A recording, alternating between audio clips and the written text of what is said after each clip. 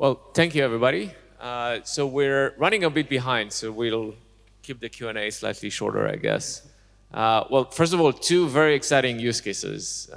Booking.com was using Elastic even before Elastic, the company, existed. And that was extremely exciting. I remember meeting the team in a few meetups and conferences and using so many use cases. And I think one of the exciting parts to me is the fact that you're using us also for security. So that was not the initial usage. And the journey to the cloud is very inspiring, at least this to me. And we were obviously heavily involved. I remember the days where we were all trying to figure out how to get more instances in some region in unknown cloud provider to make sure that we support all the growth that the team was going through. And you know, we talked a bit about the organizational aspects. I'm curious because you talked about the technical and things on those lines. How did it go from convincing the organization to start to use the cloud? Because 1,900 servers are. Sometimes it's hard to convince people to move away from their babies on-prem and moving it to the cloud. How did that work? Well, it was not easy, of course, and it represents a huge investment. But we had to be able to assess and determine that in the near future, after this whole effort is done, we'll get something back, right? And this strategic context of the company not pushing to becoming a cloud provider, therefore not investing heavily in expanding its own on-prem data centers, made sense to think about, okay, what is the maintenance, the operational toil, and the effort to actually maintain and continue to scale this large infrastructure.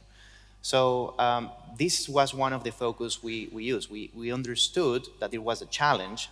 We're lacking some capabilities and features, and we presented with the opportunities this will give us in a year or 3 months after we actually migrated. So yeah, the investment was difficult, the change process was challenging, but I think by using data and bringing these scenarios to the business actually made it possible and convinced the management. Yeah.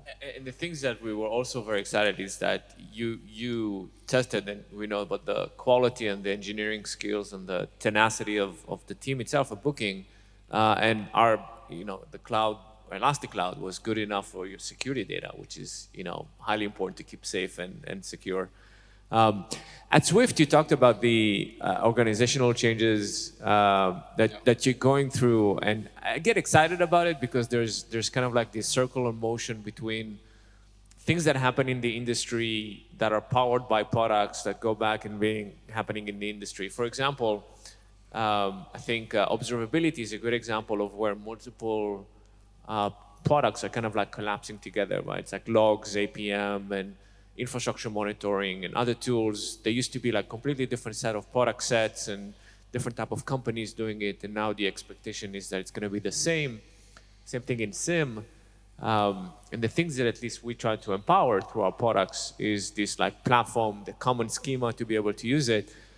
It was very heartening to hear the impact that it has on the organizational aspects. Any other technical aspects or product aspects that helped you through this journey of dealing with the massive observability capabilities that you need on Swift? Yeah.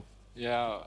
First of all, I think we have a lot of development teams that are each focusing on creating the best product, and I already talked about their focus on features, and it's extremely hard when they use multiple stacks and they throw out different kind of logs, and how do you then in the end keep on growing your portfolio with the same success as before. Yeah. I would also like to chip in on the cloud migration. We're also moving to cloud, and for us it was much more a longer journey, a risk assessment to be done.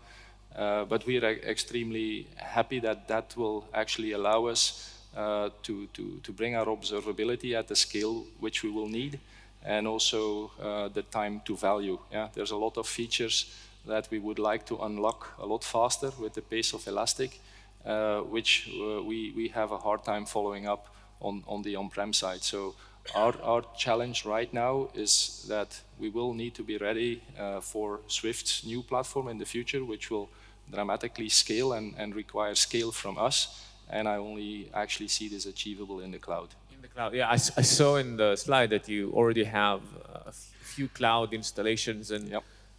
what's the main reason that you mentioned to move to the cloud is the ability to scale to the level that the new Swift platform will Yeah. need. That's the main. Scale and time to value. Time to value meaning unlocking the features that for us take a lot slower to do that on-prem, and that's actually where you're losing out on your competition, which they can unlock features faster than you. So we don't want that. And is that will correspond with the new Swift platform also moving to the cloud as well, like at the same time? Or? No, I would say for us, because we treat this as operational data, so it's logs, traces, so really operational data. Our transactional data stays on-prem at the core of our 3 data centers. The risk aversity of the community is still really holding us back to make a move like that. Yeah. So our next Swift platform will still be running in our data centers. That makes sense. I think it's interesting to see, at least what we see at Elastic. We see so many different variety, and Uri spoke about it. The fact that some companies are running to the cloud, and then they're running on one cloud provider or multiple cloud providers. Others are still running on-prem, which is totally okay for various reasons. Other are running in a hybrid mode. And one of the things that we're trying to support our customers is by supporting all of these different modes. And also there's, it's almost like a superpower, this cross-cluster search. It's a capability that allows you to search across multiple clusters in a way that pushes down the searches. And allows you to search, for example, on deployments that are running on Google Cloud, on Microsoft Azure, on AWS, and on-prem at the same time in a secure way. And that to me, extremely exciting. We'll cut the Q&A shorter. I'm curious, at least you saw the presentation, I spoke, Uri spoke. What are the things that excite you about the future in Elastic? Well, for me, so I was here at the same venue for SRECon like a month ago, and one of the takeaways for the future was that AI ops is gonna arrive. We're gonna have to like it or leave it, and leave it means no working. So I think that's where I'm most excited for. So seeing and expanding on the uses and the automation that machine learning models and that kind of intelligence will derive to in every possible aspect, not just about analyzing the data, but me as an SRE about the infrastructure and the products themselves to make operations more agile, more easy to predict what's going to happen and to react faster. And then pretty much everything in that track is, for me, the way we are going to have to invest in the future to make management easier. That makes a lot of sense. What is to you in the context of Swift? Yeah, I think the same. I think we have moved up the bar. First it was about unifying data, bringing it into a central platform, bringing nice dashboard, and people really get used to that, and they want more.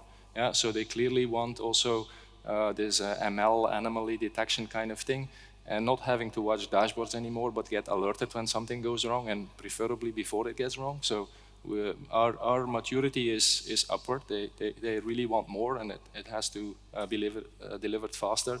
I think the other thing that I'm seeing is scale, and not scale about adding more products and more volume of products, but I also see the shift left being super important. In the past, we had only observability for live environments.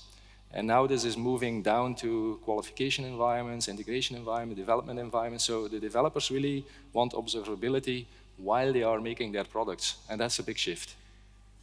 That makes a lot of sense. And I'll mention maybe something that we truly believe in at Elastic. I'll give you just one example, at least from that perspective, and trying to enable it. When we join forces with Endgame and we provide endpoint security, we don't charge per endpoint as a company. We just, you can go and deploy endpoint security. It's probably one of the top in the market today, and we don't charge based on endpoints, or we don't charge based on applications that you monitor with APM, because our goal is really to allow you to instrument everything and protect everything as much as possible and associate it with data. At the same level, we're probably one of the only vendors in the world today that allows you to control how long you keep data and what quality of service you would expect to get from it. So you can go and ship APM data or logs from your QA environment or your development environment and keep them for 1 day. That's okay, and give some level of visibility around it.